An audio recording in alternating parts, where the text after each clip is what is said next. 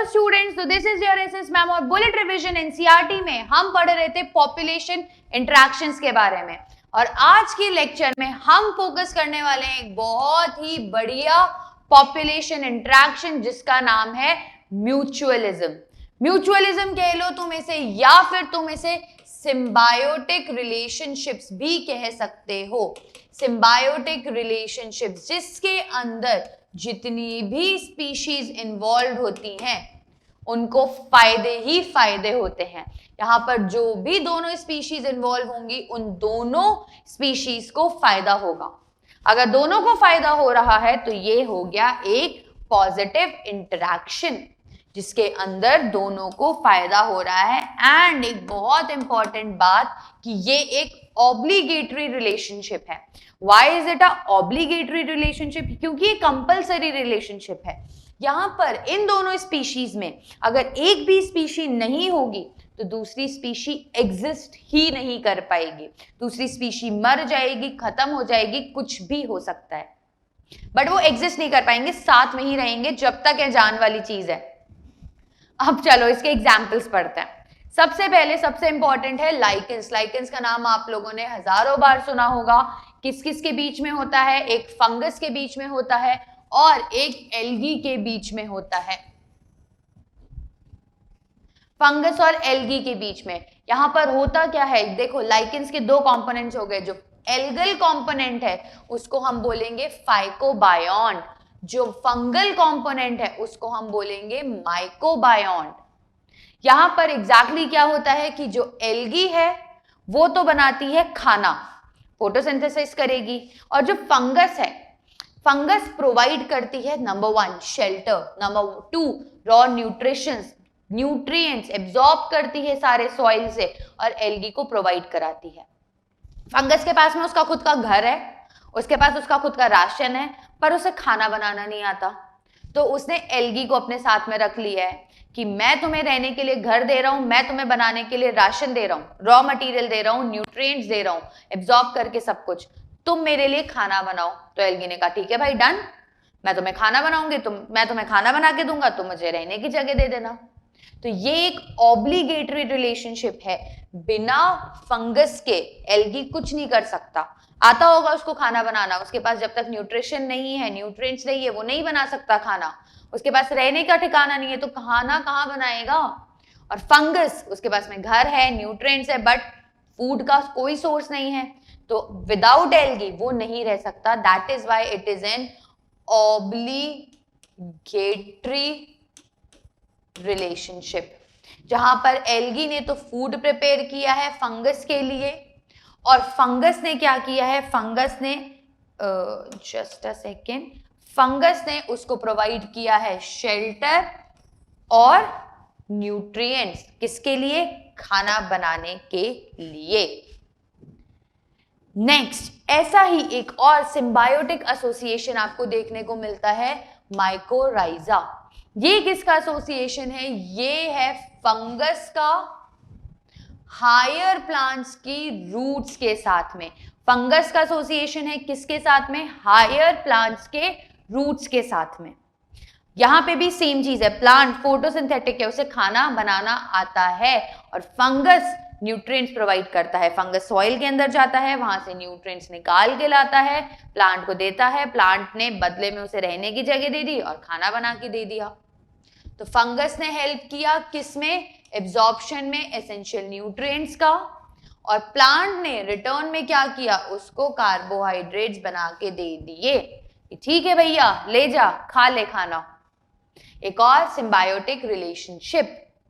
उसके अलावा जो प्लांट्स और एनिमल्स हैं इनके रिलेशनशिप्स भी बहुत गजब होते हैं, बहुत ही बढ़िया सिम्बायोटिक रिलेशनशिप्स ये ऑर्गेनिजम्स शो करते हैं, प्लांट्स और एनिमल्स। होता क्या है? प्लांट्स को करवाना है पॉलिनेशन, जो कौन करेगा? जो इंसेक्ट्स करेंगे, जो बर्ड्स कर सकती हैं, बैट्स कर सकती हैं, बहुत सारे ऑर्गेनिजम्स कर सकते हैं, राइट? और इंसेक्ट्स को क्या चाहिए? इंसेक्ट्स को चाहिए नेक्टर। तो यहां पर क्या होता है? यहां पर जो प्लांट्स हैं वो और एनिमल्स एक दूसरे से रिलेशनशिप बना के रखते हैं ताकि एनिमल्स प्लांट का पॉलिनेशन करा सके और बदले में प्लांट्स उन्हें रिवॉर्ड्स देते हैं। प्लांट्स उन्हें देखते हैं रिवॉर्ड्स। काम की सैलरी दे रहे हैं, फीस दे रहे हैं, तनख्वाह दे रहे हैं, किसकी फॉर्म में? पोलन की फॉर्म में या फिर नेक्टर्स की फॉर्म में। इसमें कुछ बहुत बहुत स्पेशल इंपॉर्टेंट एग्जाम्पल्स हैं और सबसे इंपॉर्टेंट एग्जाम्पल जो हमारे एनसीईआरटी में दे रखा है, हम उसकी बात करते हैं, वो है फिग ट्री और ब्लास्टोफेगा वैस्प। एक्चुअली क्या होता है स्टूडेंट्स, ये जो प्लांट्स और उनके पॉलिनेटर्स होते हैं ना, इनका एक बहुत ही बढ़िया स्ट्रॉन्ग रिलेशनशिप होता है। यूजुअली प्लांट्स अपने एक स्पेसिफिक इंसेक्ट से ही पॉलिनेट करवा पाते हैं, कर पाते हैं। हर किसी से randomly pollination is not possible. और उसमें भी कुछ बहुत पिक्यूलर एग्जांपल्स हैं, जिनमें से एक है फिग ट्री और ब्लास्टोफेगा वैस्प। फिग ट्री का पॉलिनेशन सिर्फ और सिर्फ ब्लास्टोफेगा वैस्प ही कर पाएगा। विदाउट ब्लास्टोफेगा उसका पॉलिनेशन नहीं हो पाएगा। और उसके बदले में ब्लास्टोफेगा वैस्प को फिग ट्री प्रोवाइड कराता है ओवी पोजीशन साइट। ओवी पोजीशन साइट मतलब अंडे देने की जगह।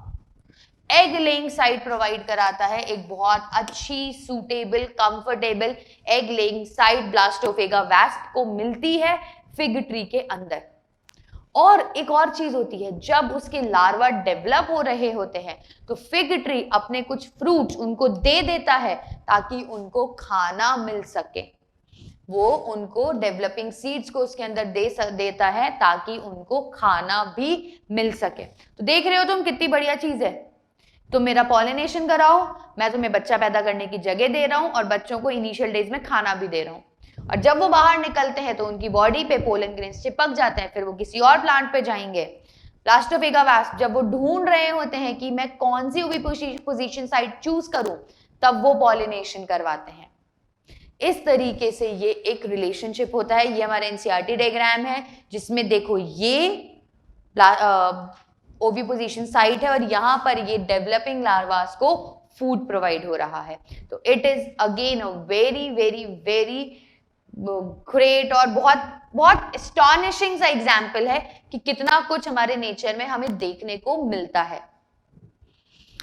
एक और बहुत इंपॉर्टेंट एग्जाम्पल, एक और बहुत इंपॉर्टेंट चीज फिनोमेना हमारे एनसीईआरटी के म्यूचुअलिज्म में दे रखा है और उसका नाम है सेक्सुअल डिसिट।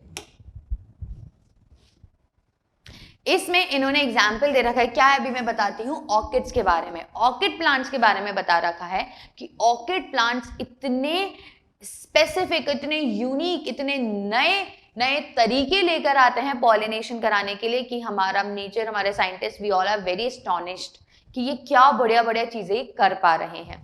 ये क्या करते हैं, ये डाइवर्सिटी दिखाते हैं अपने फ्लोरल पैटर्न्स में, ताकि ये अपने राइट और एग्जैक्ट परफेक्ट इंसेक्ट को अट्रैक्ट कर सके, ताकि इनका गारंटी पॉलिनेशन हो। इसमें इन्होंने एक बहुत बढ़िया एग्जाम्पल दे रखा है जो कि है मेडिटेरेनियन ऑर्किड, ऑफायरस नाम है उसका। ये करता है सेक्सुअल डिसीट, किसके साथ में, अपनी एक बी स्पीशी के साथ में। सेक्सुअल डिसीट, डिसीट का मतलब पता है क्या होता है, डिसीट का मतलब है धोखा, धोखाधड़ी। सेक्सुअल डिसीट होता क्या है, ये जो ऑर्किड प्लांट है, ये ऑर्किड प्लांट अपनी एक पेटल को बना लेता है फीमेल बी के जैसा।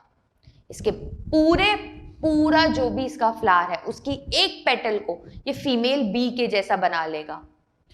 और मेल बी को क्या लगता है कि this is my female bee, this is my partner, तो वो जाता है और वो इससे कोपुलेट करने की कोशिश करता है।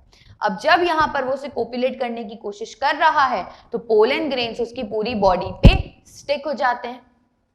फिर वो जाएगा किसी और प्लांट के पास में, वहां पर उसे अगेन फीमेल दिखेगी, फीमेल बी दिखेगी, उसके लिए तो वो फीमेल बी ही है, तो वो जाके उससे कोपुलेट करने की कोशिश करेगा। तो जब वो उसे कोपुलेट करने की कोशिश करता है तो इस पूरे प्रोसेस में एक जगह से दूसरी जगह पोलन ग्रेन्स का ट्रांसफर हो जाता है, पॉलिनेशन हो जाता है। पर क्या ये एक एक्चुअल कोपुलेशन है? नहीं है, इसीलिए हम इसे स्यूडो कोपुलेशन बोलते हैं। अब एक और चीज नोटिस करो, अगर फीमेल बी में कुछ एवोल्यूशन आ गया और उसने अपना shape, size, body markings change कर लिए, तो मेल बी को तो बहुत क्लियरली दिख जाएगा कि ये मेरी फीमेल नहीं है, तो वो इससे कोपुलेट नहीं करेगा, सेक्सुअल डिसीट नहीं होगा, पॉलिनेशन नहीं होगा।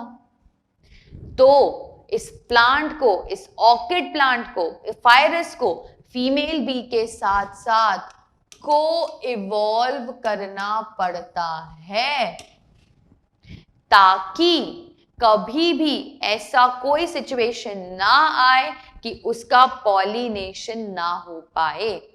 इसीलिए जब भी म्यूचुअलिज्म आएगा तब आपको को एवोल्यूशन के बारे में पता चलेगा। देखो, जो फीमेल भी है उसके कलर पैटर्न्स में अगर स्लाइड चेंज भी आ गया किसी भी रीजन से, तो जो मेल है वो उसको पहचान लेगा। इसीलिए इस चीज को अवॉइड करने के लिए, रिजेम्बलेंस मेंटेन करने के लिए हमको को इवॉल्व करना है। तो हमने क्या देखा? हमने बहुत बढ़िया बढ़िया एग्जाम्पल्स देखे, लाइकेंस देखा, माइकोराइजा देखा, प्लांट एनिमल्स में हमने पॉलिनेशन देखा, प्लास्टोफिगा वास्प, फिग ट्री देखा, और हमने फाइरस के बारे में देखा।